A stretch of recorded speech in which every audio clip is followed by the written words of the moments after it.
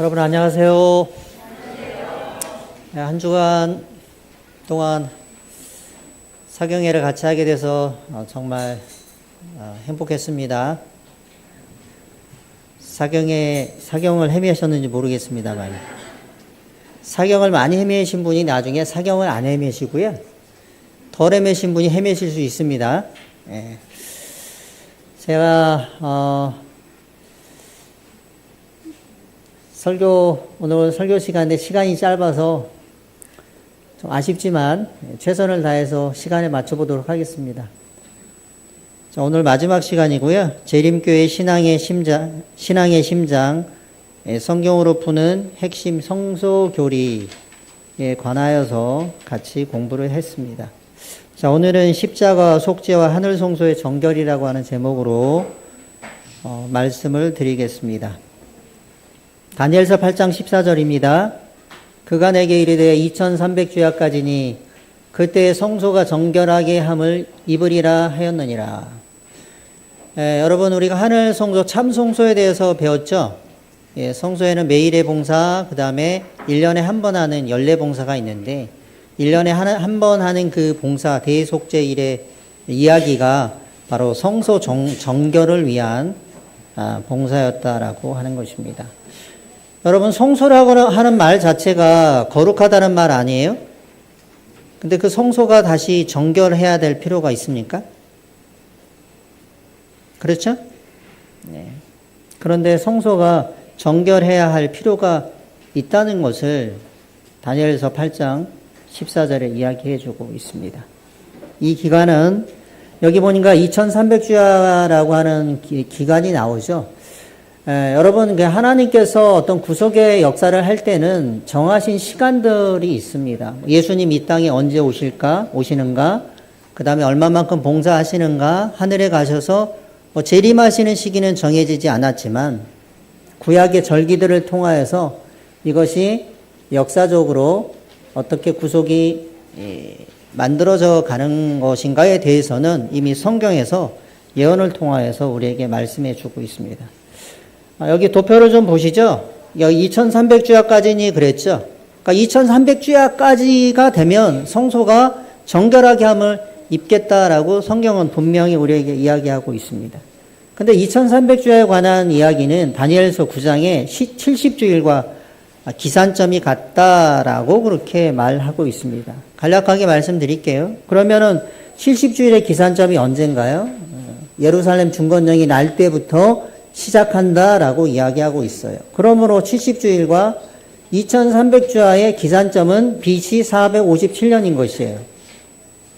7주일이 있다 49년 후에 성읍이 완공되고 그 다음에 62주일 후에 예수님께서 침례 받으시고 기름 부음 받으시고 또 3년 반 일주일에 반이 되는 그 시간에 십자가에 죽으시고 그 다음에 AD 34년에 스데반의 순교로 인하여서 70주일이라고 하는 은혜의 시기, 이스라엘에게 주어진 그 은혜의 시기가 끝난다라고 이야기를 하고 있고요. 그리고 나서 2300주야의 마지막인 AD 1844년 성소가 정결된다라고 그렇게 이야기를 하고 있습니다. 이것은 성경에서 우리에게 말하는 분명한 역사적인 예언이 되겠습니다. 제가 도편을 만들지는 않았지만 다니엘서 2장과 7장, 8장이요 평행이에요. 평행적 관점으로 쓰여졌습니다. 2장이 7장에서 반복되죠. 그렇죠? 세상 역사에 대해서 그 다음에 마지막 돌나라에 관한 이야기가 나오고 7장에서는 짐승이 나오죠. 똑같은 세상 역사의 반복입니다. 그런데 7장에서는 2장에 나타나지 않은 존재가 나타나요. 그게 작은 뿔이죠. 그럼 8장은 무엇입니까? 8장은 거기에는 수디안과 수디염소가 등장하지 않습니까? 거기도 작은 뿔에 관한 이야기, 세상의 역사를 이렇게 병행으로 이야기해 주고 있습니다. 근데 이걸 평행적으로 이렇게 놓고 이렇게 살펴보면은 다니엘서 7장에 어떤 내용이 나오냐면 예수님 재림하시기 전에 하나님의 보좌 앞으로 가서 책을 펴고 심판하시는 장면이 나오죠. 그 다음에 다니엘서 8장에는 이것과 똑같은 이야기가 기록되어져 있는데 그것이 바로 하늘송소 정결이라는 것입니다. 그러므로 재림전에 있을 이 심판, 형식은 조사이기 때문에 조사심판이라고 그렇게 이야기를 하죠. 재림전에 있을 심판은, 조사심판은 하늘성소의 정결과 똑같은 시간에 일어날 것을 이야기해 주고 있습니다. 그러므로 재림전에 있을 이 우주적 사건은 이렇게 말할 수 있습니다. 첫 번째, 중요한 사건이 있어요. 1844년을 기점으로 하여서 하늘성소가 정결돼요. 두 번째, 작은 뿔이 심판을 받을 거라고 하나님 말씀하셨고, 세 번째, 이 심판은 성도를 옹호하는 조사심판이 될 것이라고 하는 것을 말해주고 있습니다. 이 세 가지를 포괄한다는 것을 우리가 알 수 있습니다. 일부의 주장들은 그렇습니다. 예수님께서 십자가에서 모든 심판 다 끝났다. 다 끝났는데 무슨 심판이 또 필요하냐. 성소 정결 없다. 이런 식으로 이야기를 하지만, 그러나 이와 같은 것은 적절치 않다라고 하는 것입니다. 자, 그러면 정결하게 함을 입으리라라고 하는 말이 있죠. 어원적 의미가 있어요. 정결함을 입으리라고 하는 말은 니츠다크예요. 니츠다크. 니라고 하는 말은 접두사인데 짜다크라고 하는데 니를 붙이면 수동태가 됩니다. 그러니까 의롭다가 아니라 의롭게 되다는 말인 것입니다. 의롭게 되고 정결케 되고 회복될 것이라고 이야기를 하고 있습니다. 다니엘서 8장과 로마서 3장을 이렇게 비교를 해보면, 여기 보면은 다니엘서 8장에 보면 의롭게 된다라고 그렇게 나오지 않습니까? 의롭게 되다, 의롭다. 우리가 믿음으로 말미암아 의롭게 되죠. 로마서 3장에는 바울은 이것과 관련되어서 복음을 이렇게 설명하고 있어요. 한번 여러분 보십시오. 이 예수를 하나님이 그 피로 인하여, 피 나오죠, 피? 제가 계속 강조했죠? 제사는 무슨 제사예요? 유혈 제사라고 그랬습니다. 유혈. 피의 제사예요, 피. 피 없는 제사는 아무 의미가 없어요. 그 피로 인하여, 누구의 피입니까? 과거에 있었던 옛 제도 가운데 있던 짐승의 피인가요? 누구의 피입니까? 예, 훨씬 좋은 예수님의 피란 말이에요. 그럼 예수님께서 그 피를 어디서 흘려주셨어요? 십자가에서. 이제는 그 십자가에서 흘러주신 그 피로 인하여서 모든 것이 이루어지는 것이죠. 피로 인하여 믿음으로 말미암는 화목제물로 세우셨으니 무엇이 되셨어요? 제물이 되셨단 말이에요, 그분이. 이는 하나님께서 길이 참으시는 중에 전에 지은 죄를 간과하심으로 자기의 의로우심을 나타내려 하심이니. 여러분 재밌지 않습니까? 하나님이 의로울 필요가 있어요? 없죠? 없어요. 하나님이 왜? 하나님은 원래 의로우신 분이에요. 의롭지 않은 사람은 누구예요? 우리 죄인 아니겠어요? 죄인. 그런데 로마서 3장에는 이렇게 이야기한답니다. 하고 있는 것이죠. 곧 이때 자기의 의로우심을 나타내사 자기도 의로우시며 또한 예수를 믿는 자도 의롭게 하려 하심이니라. 재밌죠? 그러니까 보세요. 삼박자예요. 누구도 의로워요. 하나님도 의로워. 예수님도 의로우셔야 되고, 누구도, 예수를 믿는 우리도. 그러니까 하나님이 의로우실 필요가 없는데 왜 의로우셔야 됩니까? 이게 복음의 내용인 것이죠. 그래서 십자가는요, 십자가에 흘려주신 예수님의 피는 그분이 화목제물이 되셔서 하나님도 의롭게 되고 예수 믿는 자도 의롭게 된다라고 하는 것이 믿음으로 말미암는 의의 기별인 것입니다. 아시겠죠? 대답이 없으시네요. 그래서 십자가라고 하는 것은 예수님께서 어린 양이 되신 이유는 개인의 우리의 죄 문제만을 위한 것이 아니라는 것이죠. 하나님이 우주 앞에서 또한 판단을 받으실 때에 그분도 의롭다고 하는 것이 증명이 돼야 돼요. 그래야지 뭐 할까요? 그래서 여러분 계시록에 나오는, 계시록 5장에 나오죠. 하늘 백성들, 큰 무리들이 하나님의 보좌 앞에서 찬양하죠. 뭐라고요? 모든 구속의 역사가 끝나고 나서 말합니다. 뭐라고요? 어린 양께 합당한 영광을 돌리라는 거. 왜? 그분이 우리의 창조주시오, 우리를 구원하시고 그분의 의로움이 드러났기 때문에 영광받을 시는 것이다 라고 하는 것이 이 선악간의 대쟁투의 결론이 되어야 하는 것입니다. 자, 그럼 여러분 성소로 한번 돌아가 보겠습니다. 우리 열심히 성소를 공부했죠? 네. 처음 오신 분들이 계셔가지고. 그래서 제가 다시 돌아가는 거예요. 이해를 좀 돕기 위해서. 자, 옛날에 이스라엘의 속죄제사 제도를 좀 보겠습니다. 속죄의식에 세 국면이 있다 그랬습니까? 있다 그랬어. 이것은 이제 거룩한 곳으로 이게 우리 성소 보여드렸죠. 처음에는 첫 번째 국면은 뭐냐면 죄인이 성소 뜰에 들어가요. 뜰에 그 다음에 뭐가 있냐면 성소가 있는데 이 성소는 두 칸으로 구별되어 있어요. 하나는 성소고 하나는 지성소예요. 이거 딱 세 개입니다. 성소뜰, 성소, 지성소예요. 자, 그러면 뜰에서는 무엇이 있습니까? 번제단이 있었죠? 번제단에서 뭘 합니까? 죄인이 양을 가져와서 생물을 가져와야 돼요. 생물. 죽은 거 가져오면 안 됩니다. 생물을 가져와서 죽이죠. 어린 양이 죽임을 당합니다. 누가 죽여요? 죄인이 죽이는 거예요. 두 번째. 그러면 거기서 죽은 그 짐승의 피를 가지고 어디로 갑니까?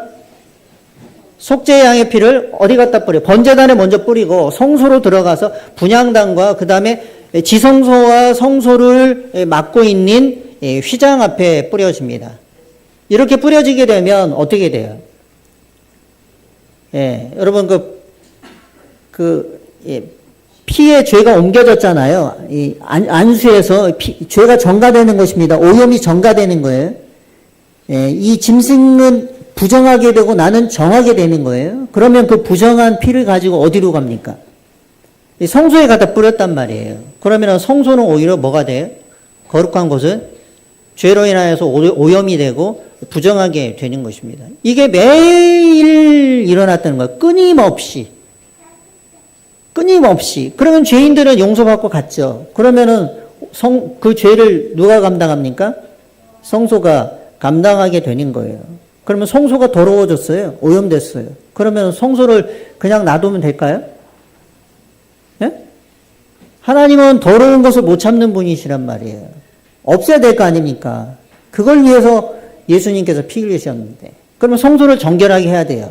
그래서 그거는 딱 1년에 한 번 하는 거예요. 그래서 이거를 1년에 한 번 한다 그래서 연례봉사라 이렇게 이야기합니다.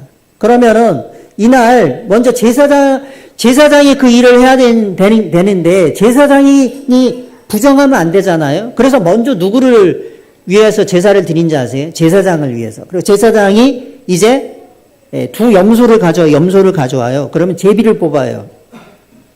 제비를 뽑아서 하나는 여호와를 위하여, 하나는 아사셀을 위하여.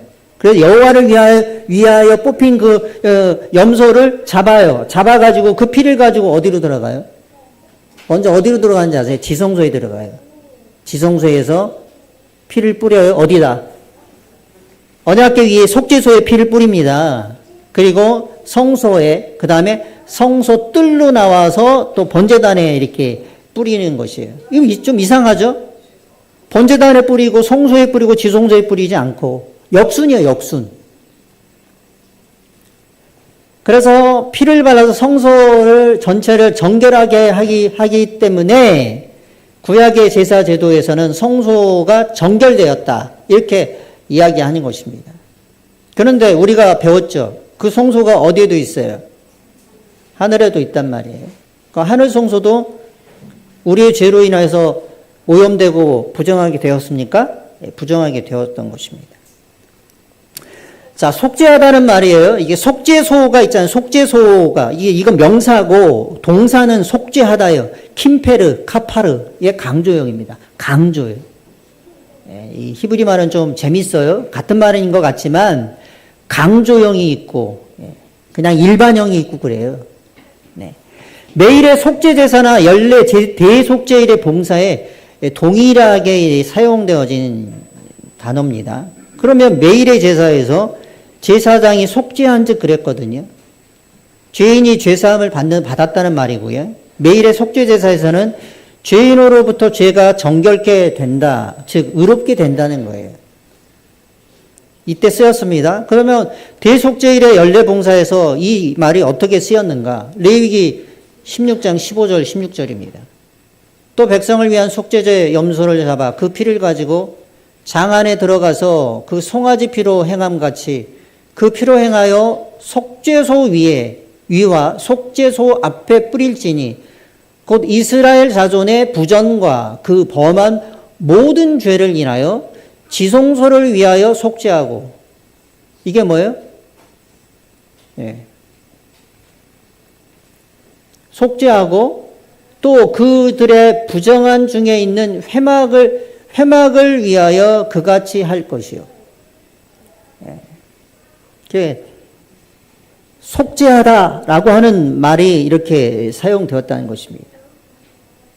자, 그 다음에 레위기 16장에 있는 말이죠. 그는 여호와 앞 단으로 나와서 그것을 위하여 속죄할지니 곧 그 송아지의 피와 염소의 피를 취하여 단 귀퉁이 뿔들에 바르고 또 손가락으로 그 피를 위해 7번 뿌려 이스라엘 자손의 부정에서 단을 성경케 할 것이요.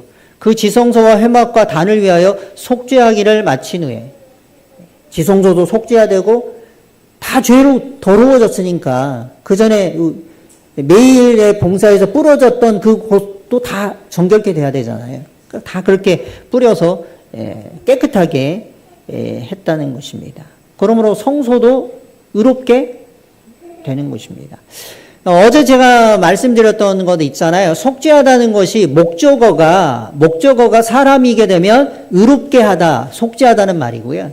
사물이 오게 되면 의롭게 되어지다, 이 말이 되는 거예요.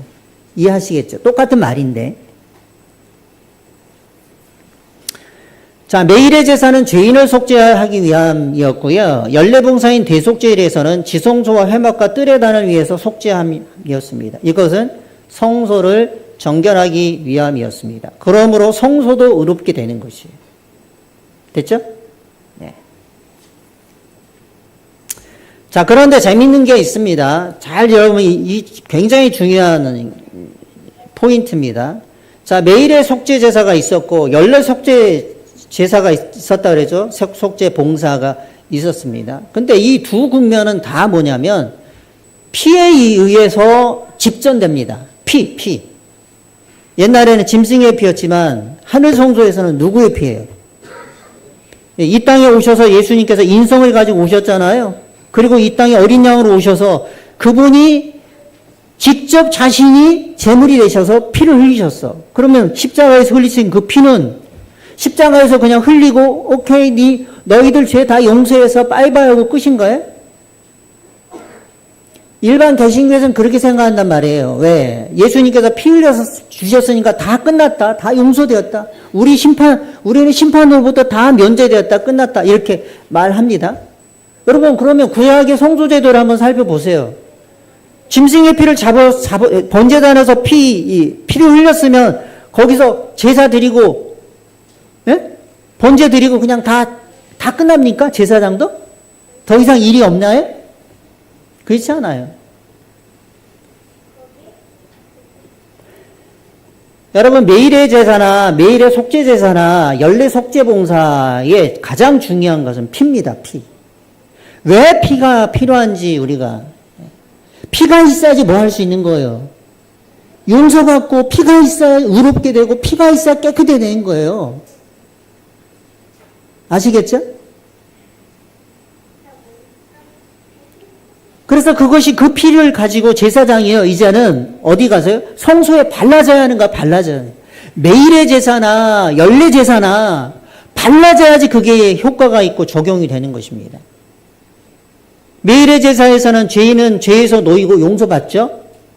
그 다음에 성소에 뿌려진 그 연례 봉사의 그 죄는 그 성소에 적용된 그 피로 말미암아 용서된 죄인의 죄가 하나님의 성소로 옮겨졌으니까 죄로 인해서 오염된 거잖아요.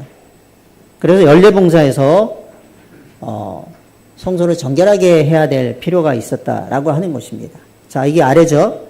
이제 죄인은 용서를 받았습니다. 하나님의 정보와 하나님의 명예는 더럽힘을 당하게 된 것입니다. 그러므로 이 속죄는요, 용서받은 죄를 하나님께서 공정하게 처리하는 과정이라고 볼 수 있고 이게 심판의 이슈이기도 합니다. 그러니까 용서받았는데 합당하게 받아야 되는 거예요. 합당하냐 합당하지 않느냐. 그래서 여러분 대속죄일에 대속죄일이 되면은 먼저 나팔절이 먼저 10일 전에 있잖아요. 나팔을 불어요. 나팔을 왜 부르는지 아세요? 심판하실 시간이 이르렀다는 거예요. 그래서 대속죄일 안에는 심판의 이슈가 포함되어져 있는 것이에요. 계시록 14장에 새 천사가 나팔을 불잖아요. 1833년에 1844년이 대속죄일이니까 10년 전에 윌리엄 밀러를 통하여서 뭐라고요? 나팔을 불어서 첫째 천사가 선포됩니다. 뭐라고요? 하늘에 날아가면서 메가폰으로 외칩니다. 천사가 뭐라고 합니까? 심판하실 시간이 이르렀으니 하늘과 땅과 바다와 물들의 근원을 만드신 이를 뭐하라? 경배하라. 그에게 영광 돌리라 라고 그렇게 이야기하지 않습니까? 왜?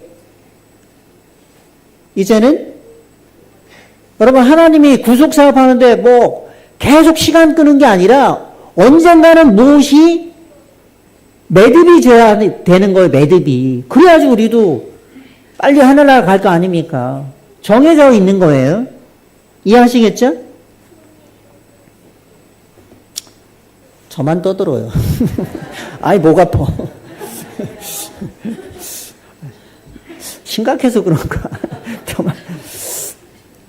자, 그러면 연례봉사의 대속죄일에 사용되는 게 제물이요. 이제 염소잖아요. 두 염소. 하나는 여호와를 위한 염소라 그랬죠.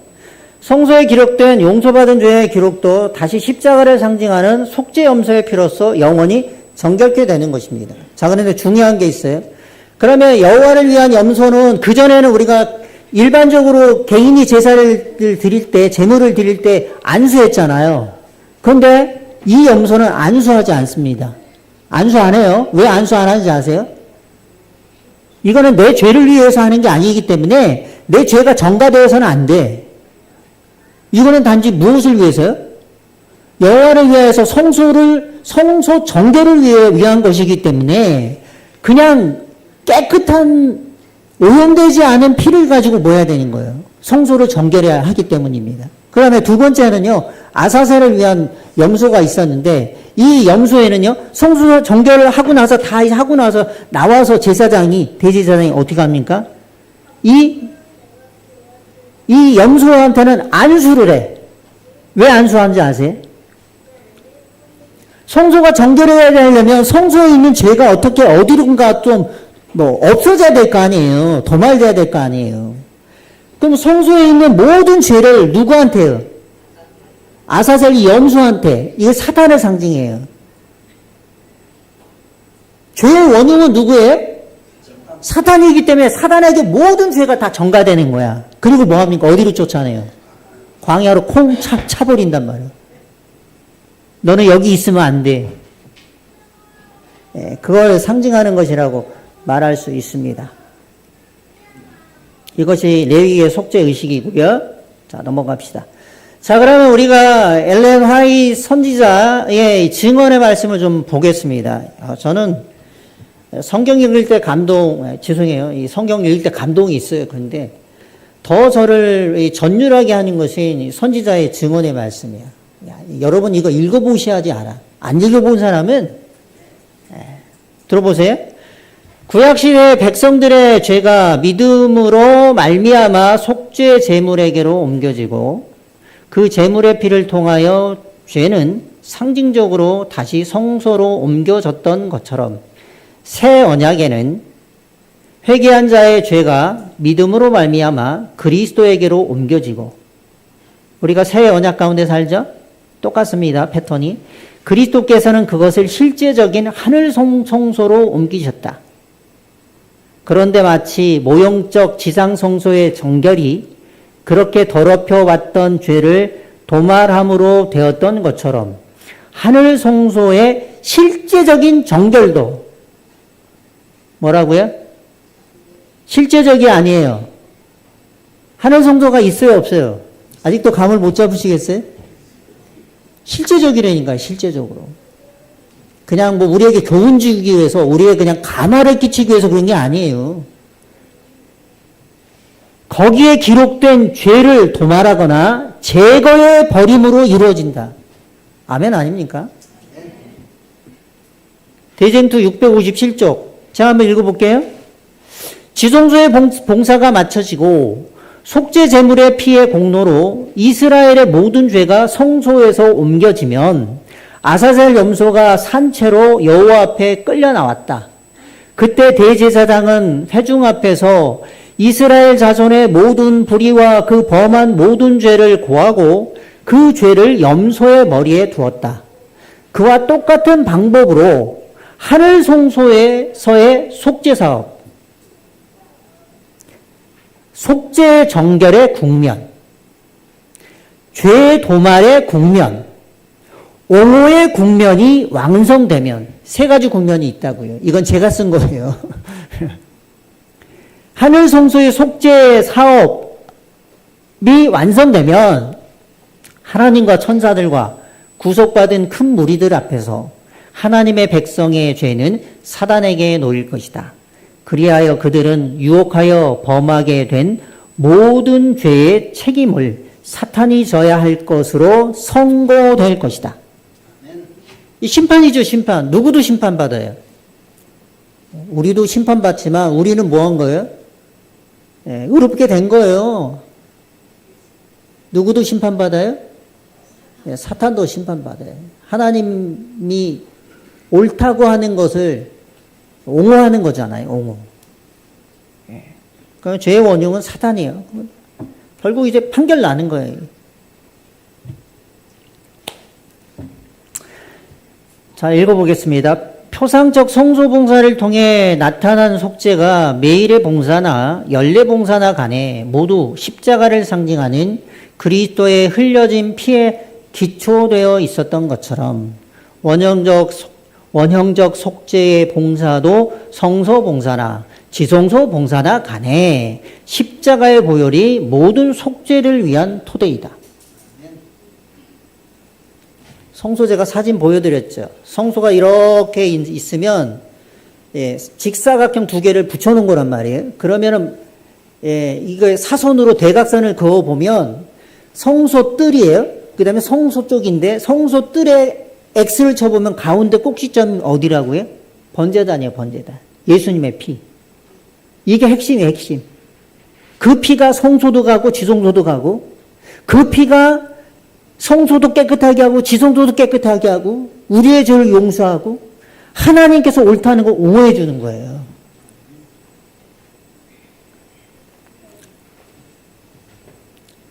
자, 넘어갑시다. 자, 이 속죄는 우주적인 국면이라 그랬어요. 우주적. 제한 속죄론 이런 거 주장하는 사람들이 있는데, 그 말은 뭐냐면, 예수님께서 십자가에 죽으셨는데 그 피는 구원받는 사람들만을 위해서 죽었다. 이 칼빈주의자들이 그래요. 그러면은 구원받지 않는 사람들은 그냥 지옥의 불쏘시개로 그렇게 예정되었다라고 그렇게 얘기를 해요. 말이 안 돼요. 그렇지 않습니다. 한번 보십시오. 자, 한번 읽어볼게요. 한번 여러분들 같이 보십시오. 십자가의 속죄로 말미암아 죄인은 믿음으로 언제든 누구든 용서받고 속죄를 경험할 수 있지만 십자가의 대속죄 희생으로서 죄인은 용서하시는 하나님의 그 놀라운 자비가 과연 공정한지 의로운지 공의로운지가 우주 앞에서 객관적으로 평가되고 확인되고 옹호되는 속죄의 우주적 국면이 필요하다. 맞죠? 십자가에서 끝낸 일을 왜 다시 재림전 심판 때 거론합니까? 그런 의문이 들잖아요. 십자가에서 다 용서 우리 받았는데 왜 재림전에 심판 때에 다시 한번 그것을 들춰냅니까? 그 이유가 있어요. 그것은 십자가로 말미암아 용서받은 죄인의 의롭게 되었음을 온 우주 앞에 천사들 앞과 하나님의 자비를 공격하는 사단 앞에서 확증하고 하나님의 십자가의 자비가 공의롭다라는 것이 입증되어야 하기 때문이에요. 이해하시겠어요? 네. 여러분, 심판은요, 처음에 하는 게 아니에요. 언제 해요? 심판은 언제 합니까? 마지막, 최종 심판. 마지막에 하는 거 마지막이에요. 왜 그렇습니까? 뭘 알아야 심판을 하지. 정보가 있어요, 정보. 그거 없이 심판하면 다시 무슨 일이 번복돼요? 네? 또 하늘에서 무슨 일이 일어날까요? 또 반역이 또 일어나죠. 그럼 예수님 또 오셔서 또 십자가에 죽으셔야 하나? 그래서 모든 것이 공개되는 거, 공개돼야 됩니다. 여러분, 창피하다고 생각하지 마세요. 우리의 모든 죄가 공개돼야 돼. 하나님의 모든 것들이 공개돼야 돼요. 사단의 모든 것들이 공개돼야지 그제서야 뭐 하는 거예요?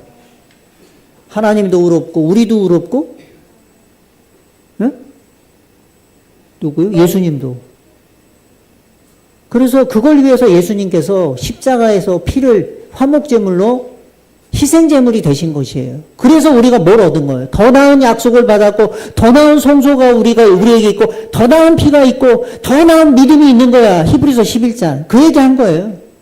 더 나은 우리의 대제사장이 있고, 더 나은 우리의 구원자가 있는 거예요. 우리가 하나님 앞에 믿음으로 나아갈 수 있는 은혜를 받았다라고 하는 것이 히브리서의 이야기입니다. 자, 부조와 선지자 68쪽입니다.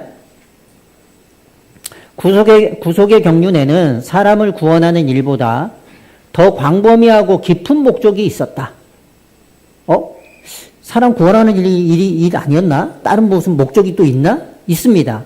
그리스도께서는 이 일만을 위하여 세상에 오시지 않으셨다. 착각하면 안 돼요. 우리 구원하기 위해서. 그건 굉장히 이기적인 생각이야. 그분께서 오신 것은 단순히 이 작은 세계의 거민들이 하늘의 율법을 마땅히 생각해야 할 대로 생각하게 하는 것뿐만이 아니라 온 우주 앞에 하나님의 품성을 옹호하기 위해서였다. 당신의 위대한 희생의 이와 같은 결과 곧 이 세상 사람뿐 아니라 다른 세계들의 지성적 존재들에게까지 그것이 끼치는 영향을 구세주께서는 십자가에 못 박히시기 직전에 미리 내다보셨다. 누구도 있어요? 야, 놀라워요. 그래서 우주적인 거예요, 우주적인. 누구도요? 하늘에 거민들도 있어요, 여러분. 아시죠? 누구도 있어요? 하늘 천사들도 있어요. 심지어 누구에게도요? 악한 천사들에게도 보여줘야 했어요. 그 뒤죠? 그분은 이렇게 말씀하셨다. 이제 이 세상의 심판이 이르렀으니 이 세상 임금이 쫓겨나리라. 내가 땅에서 돌리면 모든 사람을 내게로 이끌겠노라. 사람의 구원을 위하여 죽으신 그리스도의 행위는 사람들이 하늘에 접근하는 일을 가능하게 할 뿐 아니라 사탄의 반역을 처리하심에 있어서 하나님과 그분의 아들의 정당하심을 온 우주 앞에 옹호할 것이었다. 이것은 하나님의 율법의 영원 불변성을 확립할 것이며 죄의 본질과 결과들을 나타낼 것이다. 죄가 단순한 게 아니라니까요. 신비로워요. 신비로워서 죄를 처리하는 게 굉장히 복잡한 거예요. 그래서 저는 내기가 싫어요. 여러분들 내기 싫어하죠? 창세기는 좋아하고. 뭐가 그렇게 복잡한지, 뭐 때문에 그런지 아세요? 우리 죄가 보통 놈이 아닌 거예요. 자, 부조와 선지자 764쪽. 다 끝날 때 됐습니다, 여러분. 한 5분만 참아주세요. 그때 죄는 그의 본성을 드러내고 사탄은 그의 성격을 드러내게 될 것이다. 그때 죄가 근절됨으로 인하여 당신의 뜻을 행하기를 즐거워하고 저희 마음속에 당신의 율법이 우주의 거민들 앞에서 하나님의 사랑이 옹호되고 그분의 영광이 확립될 것이다. 그러므로 천사들이 구주의 십자가를 바라보고 기뻐한 것은 당연하였다. 이 십자가의 장면을 두고 한 말이에요. 천사들이 기뻐했어요. 왜냐하면 저희가 그때 모든 것을 다 이해하지는 못했지만 그들은 죄와 사탄의 멸망이 영원히 확실해졌다는 것과 인류의 구속이 보장되었다는 것과 여기서 끝나지 않아요. 이 우주가 영원히 안전하게 되었다는 것을 알았기 때문이다. 그분은 이 모든 것을 내다보시고 십자가 위에서 다 이루었다라고 부르짖으셨다. 여러분 어디 신학 서적 어디 가도 이런 그 글 보셨어요? 우리 위대한 신학자가 있어요, 우리에게는. 대쟁투 489쪽. 하늘 성소에서 사람을 위하여 진행되는 그리스도의 중보 사업은 구원의 계획에 있어서 십자가 상에서의 그분의 죽음과 마찬가지로 필수적이다. 지금 예수님 하나님의 보좌 우편에 계신다 그랬잖아요. 승천하셔서. 중보하고 계시다니까 나의 피 하면서. 굉장히 중요한 아주 필수적인 사업이란 말이에요. 그분께서 부활하신 후 승천하여 하늘에서 완성하신 일은 그분의 죽으심으로 시작되었다. 무엇으로요? 제가 계속 강조하죠. 우리는 믿음으로 앞서가신 예수께서 우리를 위하여 돌아가신 그 휘장 안으로 들어가야 한다. 우리도 들어가야 한단 말이에요. 거기는 갈바리의 십자가에서 나온 빛이 비치고 있다. 우리는 거기서 구속의 오묘를 더욱 밝히 살펴볼 수 있다. 영문시조입니다. 땅이나 하늘에서 안전을 희구하는 모든 사람들은 하나님의 어린 양을 바라보아야만 한다. 아멘입니까?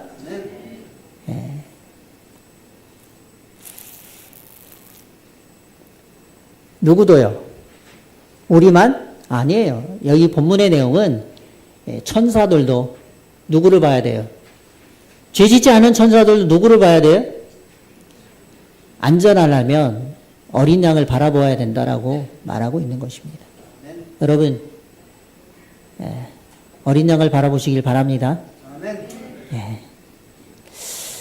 자, 십자가에 비추어 본 심판 이후의 속죄 과정이 또 있어요. 보세요. 여러분, 재림전에 심판한다 그랬죠? 근데 이게 그 내용이 조사이기 때문에 조사 심판이라고 그렇게 표현한다 그랬어요. 뭐 기분 나빠할지 모르겠지만, 그러면 재림전 심판 외에는 또 무슨 심판이 있어요? 천년기 심판이 있어요. 성경을 보면 아시는지 모르겠어요. 1000년 동안 누구를 심판합니까? 읽어드릴게요. 뒤에 보시면 나와요. 천년기 심판을 통해서 하나님이 왜 죄인을 구원하지 못하는지를 온 우주 앞에 공개합니다. 그러니까 재림전 심판은 뭘 공개하는 거냐면 하나님의 백성들이 왜 구원받을 수밖에 없는지를 조사하는 거고, 천년기 후의 심판은 구원받지 못하고 죽은 사람들 있잖아요. 땅속에. 그 사람들을 심판해. 누가? 우리가. 왜? 의심이 없어야 되잖아요. 하나님께서 왜 저 사람들을 구원하지 않았는지에 대한 뭐가 있어야 돼? 옹호가 있어야 되잖아요. 이해가. 그래서 천년기 심판이 있는 거예요. 그 이야기를 여기 합니다. 그래서 재림전 심판에서는 사단의 도전을 통해서 죄인을 구원하시기로 결정한 하나님이 심판을 받는 것이야. 그것을 십자가로 옹호하는 거야. 십자가 때문에. 그러면 그 심판이 끝난 결과는 뭐예요? 대속죄일이 끝나고 나서 대제사장이 나오잖아요. 그럼 구원받으면 환호하고 이제 찬양을 하고, 죽은 사람들은 뭐 한 거예요? 그렇잖아요? 그러니까 심판의 결과가 이건 거예요. 뭐예요? 생명의 부활과 영생인 거예요. 영생.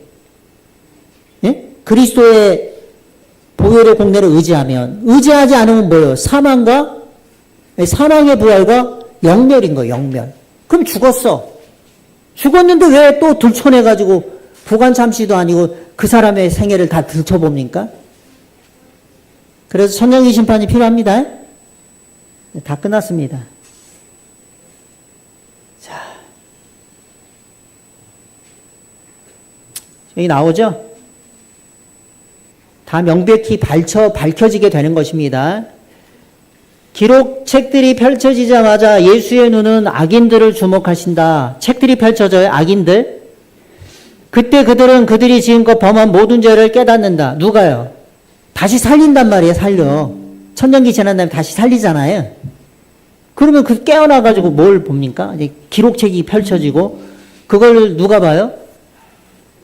이제 영원히 멸망당한 악인들이 보는 거예요. 그걸 보고 자신들의 죄를 그제서야 깨닫는 거야.